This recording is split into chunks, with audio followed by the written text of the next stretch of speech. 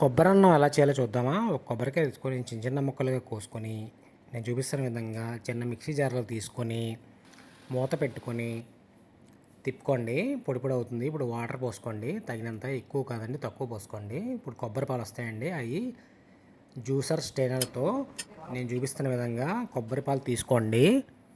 కొబ్బరి పాలు తీసుకొని పక్కన పెట్టుకోండి. ఇదిగో ఈ విధంగా చిక్కగా రావాలండి కొబ్బరి పాలు.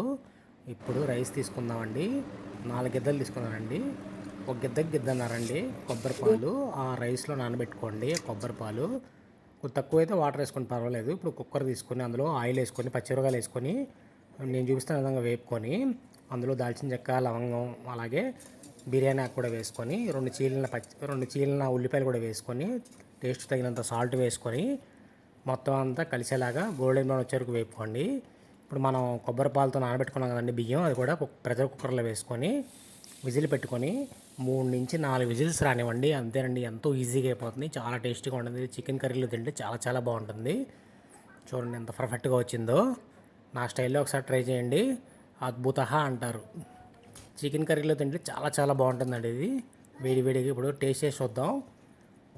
కొబ్బరి అన్నం ప్లేట్లో తీసుకొని, సర్వింగ్ బౌల్లో తీసుకొని ప్లేట్లో వేసుకొని, చికెన్ కర్రీ అండి. నాటుకోడి చికెన్ అయితే సూపర్గా ఉంటుంది. మనం ఏ చికెన్ తీసుకొని చాలా బాగుంటుంది. సబ్స్క్రైబ్.